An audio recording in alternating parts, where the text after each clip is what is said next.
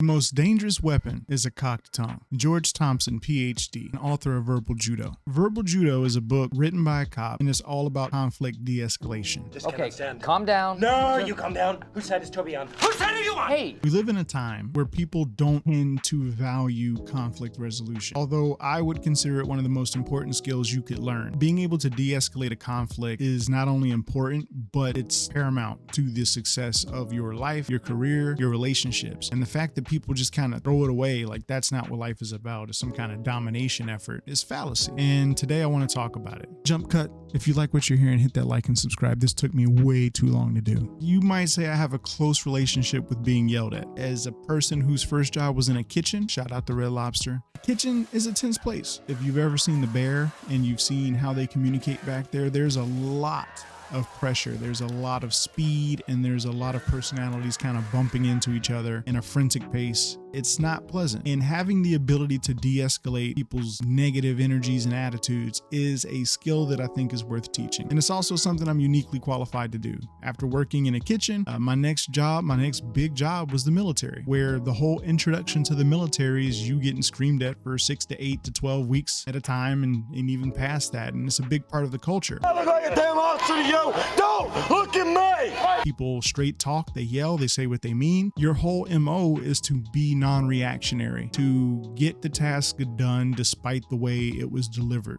There's really no room for pride or being upset or anything like that. And past that, I'm a real estate agent. I'm a real estate agent. I get yelled at all the time for things that aren't my fault. Maybe directly, maybe indirectly. But anyway, it's a skill worth teaching and I'm uniquely qualified to teach it. So today we are going to learn how to get screamed at like a professional. It's a basic human understanding that we must be patient with one another, but many of us in the heat of the moment lose sight of this truth. We must learn to change our idea of victory from destroying our enemy to removing their status as an enemy. I can't highlight that enough. If there is any bridge worth saving that you can save, you should attempt to save it. Every connection you have with another person, if it's a good one, is worth preserving. And the reason being is that the wider your network of goodwill and then the better people feel about you in general, the better the care and quality of life you're going to have. So the Bible, the West's favorite novel, has plenty of quotes about speechcraft. My dear brothers and sisters, take note of this. Everyone should be quick to listen, slow to speak, and slow to become angry. James 1:19. In the East, we've got the Tao Te Ching. Chapter 56. Those who know do not talk. Those who talk do not know. Keep your mouth closed. Guard your senses. Temper your sharpness. Simplify your problems. Mask your brightness. He who has achieved this state is unconcerned with friends and enemies, with good and harm, with honor and disgrace. This, therefore, is the highest state of man. Hence, to fight and conquer in all your battles is not supreme excellence. Supreme excellence consists in breaking of the enemy's resistance without fighting. Pretend inferiority and encourage his arrogance. Sun Tzu, Art of War. When you engage in a discussion, an argument, debate, are you using your speech as a weapon or are you using your speech as a tool? Weapon is defined in the dictionary as anything used against an opponent, adversary, or victim, whereas a tool, anything used as a means of accomplishing a task or purpose. So if you can think of a time that someone's been rude, unreasonable, or unprofessional with you, how did you handle it? Like really go into it. Some people are jerks. Some people are assholes, right? So if that's the case, if statistically you're going to deal with assholes, shouldn't you be prepared to turn those assholes into your allies? I think so. So let me tell you a story. This was a small deal for me. It was a first-time home buyer. Guy was 20 years old. The seller was actually a real estate agent. So you would think with the cutting out of an additional middleman, things would be easy. It wasn't.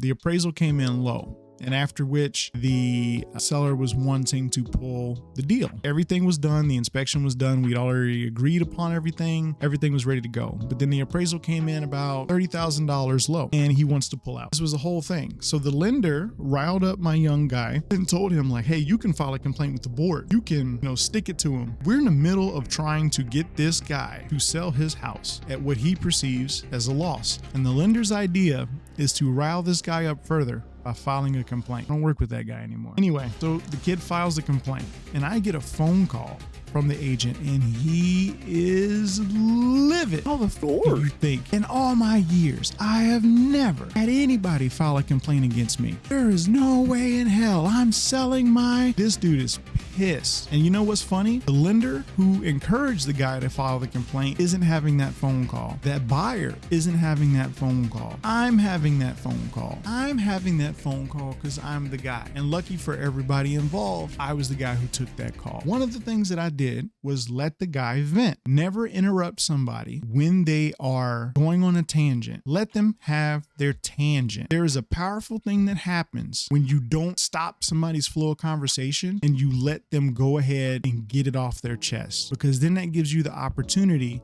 to speak after which. You let them say everything they need to say. And then you do that first so you can call back to it if the conversation stays heated. The guy's on the phone. I let him yell. I let him scream. I put him on speakerphone. My wife was there. It was very entertaining for her. He's going off. He clearly felt like he was losing the deal. He wanted out. So what did I do? What was my miraculous, special mode of speech that won this day? I listened to him and gave him the platform he needed. He's angry. There's tons of corrections I had to make. For example, I didn't file the complaint. I didn't tell the guy to file the complaint. None of that matters during his tirade. He was pissed and I let him be pissed. An important tool that you can use is us language. You see it all the time. There is something tribal about the way people communicate. When you identify yourself as us, we, you are subconsciously including the person into your bubble, or at the very least inserting yourself into theirs. So the conversation becomes less that I'm an adversary, but more so I'm on your side. What can we do? That's important. Hold on. Have you liked this video yet? Another thing is real estate agents, the public may or may not know this, but like when you deal with other real estate agents, 9 times out of 10, they get real big hard-ons about how long they've been doing it, even if they're trash at it. I have met some real pieces of work representing people, and they don't know their foot from their elbow. And the second that you try to tell them something, the first thing they defer to is, well, in 30 years, I've never. In 28 years of real estate, I've never. Oh my God, dude. It is the most irritating thing you've ever dealt with. Having someone who clearly doesn't know what they're talking about defer to their years. But I digress. So I played into that. When you're talking to somebody who clearly that's a point of pride for them, they will respond better to you if you defer things, right? So the big thing that I did was I used we language. And at the same time, instead of telling him what could happen, i.e., you could be sued for non-performance because everything in the contract has been agreed with up to this point and you're trying to pull out. I could have told him, you're going to be sued. This kid could sue you. He'll probably pursue legal action. His dad's actually a lawyer. Like, instead of saying that, instead I approached it from the angle of, well, explain to me how we couldn't be sued. A simple question, right? So 2 ways to phrase that. You're going to get sued if you do that. Don't do that. You're going to get sued. Immediately, the dude's already pissed off. That's just going to set him off more. So instead, you phrase it like, listen, I know you've been doing this for a long time. I know you're so smart. So help me understand how you won't get sued if you do this. If you follow this course, what is protecting you from lawsuit? Something to that degree. Which, you know, he took a beat of silence. He thought about it. He realized that it was a possibility and didn't have a rebuttal right away. He was like, he started to calm down. It took some of the heat out of his sails. And then you have him weigh his own stakes. So, for example, listen, man, I don't know your story. You're so smart. I know that you know this market like the back of your hand. And I know you also know that if you deny this appraisal, you're not going to be able to sell the property at the price that you want because you've just killed half of your buyer pool. You can't do FHA, you can't do VA. Your appraisal's locked in for 12 months. So we've set yourself back a year. How much does that cost you in property tax? I'm asking questions. I'm consulting someone to see what their interests are so that we can operate within them. So I'm posing things. It's not about your pride. It's not about the complaint. It's not about the guy. It's not about the lender. What it's about is, how can I help you win? And I frame the entire conversation behind that. So weigh your own stakes. Ask the questions to get the person thinking and explaining their own motivations. So I put myself in a position of an advocate. Explain to me how you won't get sued. Explain to me how you're going to sell it at the price that you wanted to sell it, when now no mortgage lender for 12 months is going to accept that price. You can only do cash or conventional, or have someone who explicitly wants to overpay. How much is that going to cost you in annual taxes? How long is it going to take you to get a tenant in there? Or Is there a way we could make this happen? Do those expenses come into more or less than his perceived loss? Wouldn't you rather be done with the headache? By the end of the conversation, which lasted like at least 40 minutes, he was calm.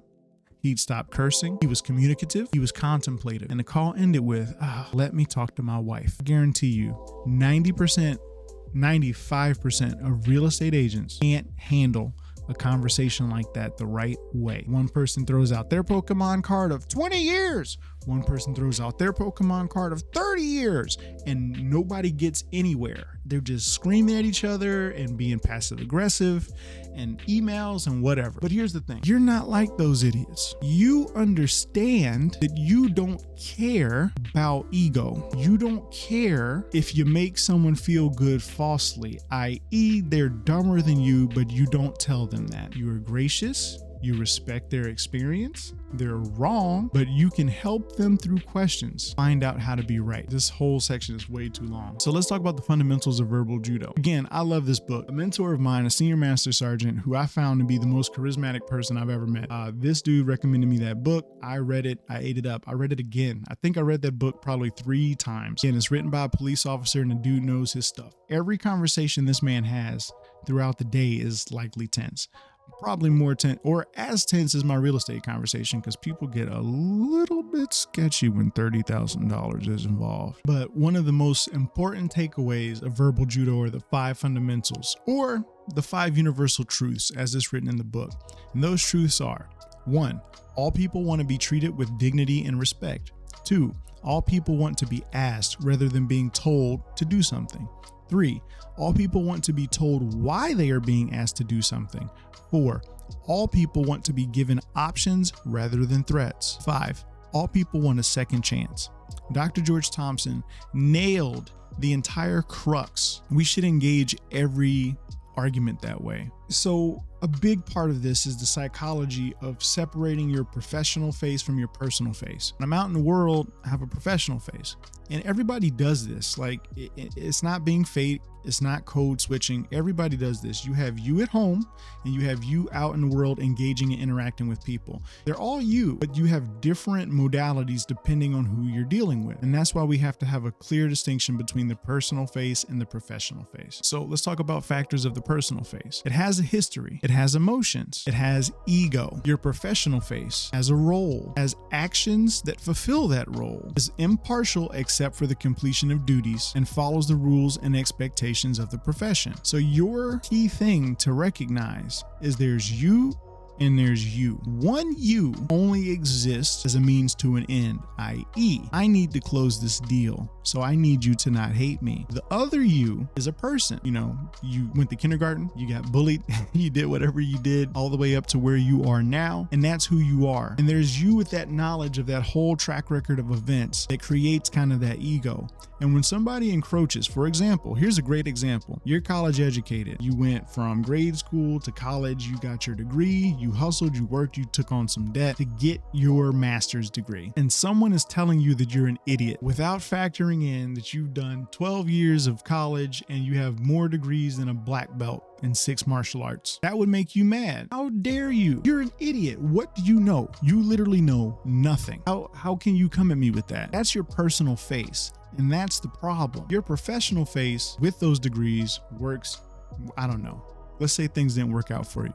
Let's say you work at Lowe's. The person talking to you at Lowe's sees you as a representative of Lowe's. They don't know your history. They don't know your story. They don't know you at all. So how could anything that they say be a direct criticism of you and your ego? If you really think about it, like, how could anything they say penetrate into that core of you? You should have your professional face on. With that being the case, nothing that they don't know you. So my defense mechanism for when I'm getting screamed at is like, this person doesn't know me at all. When I was in basic training and I was getting screamed at, this person doesn't know me. I'm a trainee at Air Force basic training. It's their job. I'm a face. I am a number. I am part of it. They are not criticizing my decisions in my life leading up to this point. They are yelling at me because I am a trainee. It's easy to separate the two when you are firm in the clear distinction between the two. You need to learn to recognize when your professional professional face is slipping, at which point you should definitely disengage. If it's getting to the point where you're not making any progress and your ego's starting to bleed in, you need to end the conversation as soon as possible. Professional face is your best defense at feeling any kind of way about people's emotions. So in the book, it states a samurai warfare state of mind is called mushin, is defined as the still center, or the ability to stay calm, read your opponent, and attempt to redirect his aggression in a more positive way. If you cannot keep a still center, you cannot stay in control of yourself or the situation. The mushin state underlies both physical judo and verbal judo, a mind-mouth harmony, if you will. The English word closest to the idea of mushin is disinterested. Many make the mistake of defining disinterested as uninterested. In fact, disinterested means impartial.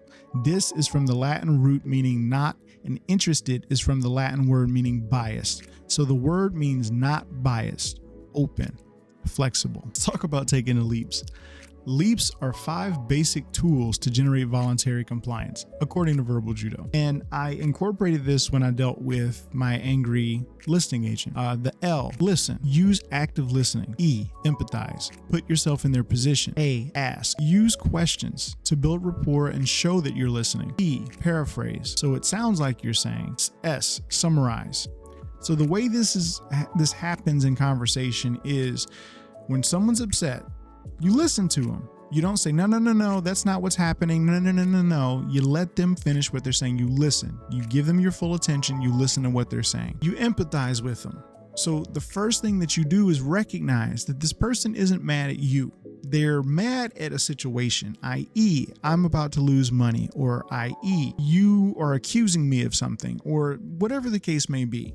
You have to put yourself in their position, even if they're wrong. I cannot stress that enough. Put yourself in their position, even if they're wrong. And the reason being is that it doesn't matter at this point in the conversation who's wrong or right. What matters is they are experiencing something and it's true to them. And they are reacting from that center that whatever is going on is true to them. So you have to empathize with them. That is absolutely key. Ask. Use questions. So you have to use questions in order to make them feel heard. Every question that you ask shows them that not only are you paying attention, but you're genuinely engaged in what they have to say. You want to know more. It encourages them to keep talking. For P, paraphrase. You want to kick back what the person's saying. 2 reasons. 1, if it's ridiculous, it'll sound ridiculous when you say it and they'll make a correction.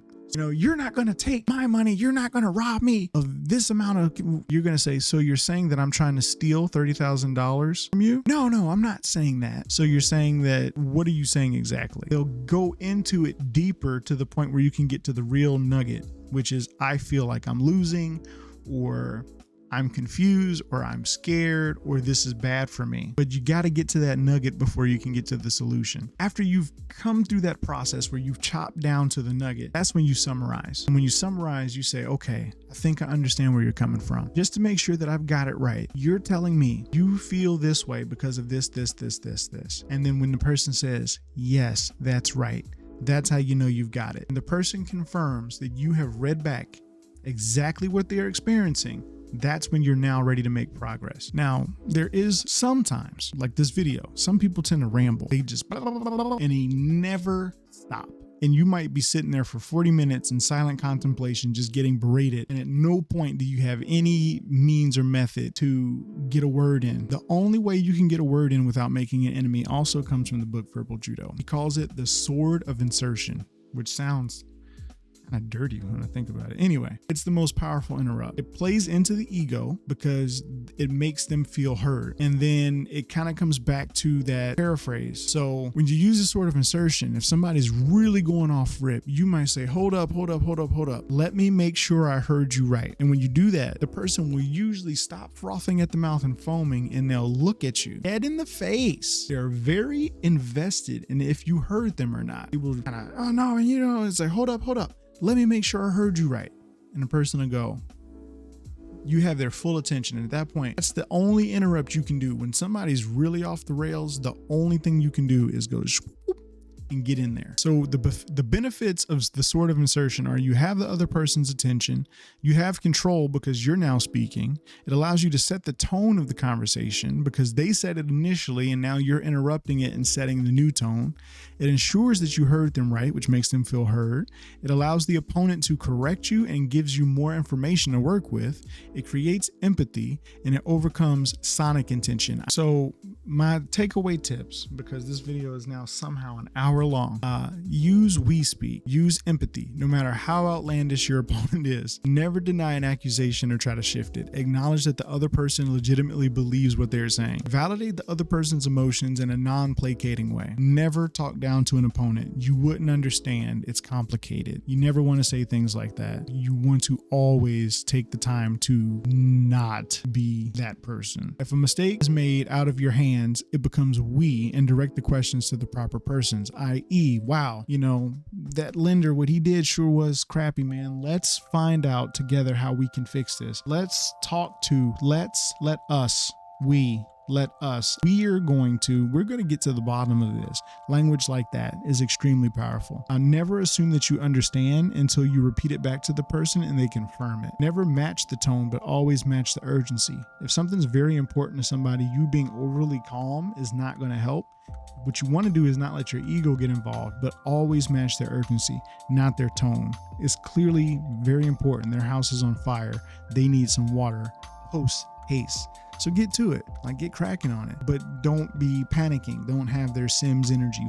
Click that box, close that fire, and then use your turn to speak to set the tone. When somebody screamed at you and you've come back calmly, or at the very least not on the same wavelength as them, they tend to match your energy. And that's extremely important. You always want the ball when it comes to energy. So anyway, that's all I've got. This conversation is big. I really wanted this to be a 5-minute thing. But it's a lot to cover. And what I think you should do, there's some additional reading I recommend if you're interested in being good at speechcraft. If it's something you care about, here's some books. I'm going to put them up on the screen. I think you absolutely need to read these if you want to be able to separate the personal from the professional and really start to win your conversations. Anyway, I'm Brandon Harris. I hope you've enjoyed this video. See you on the next one. Interrupt, hit that like and subscribe.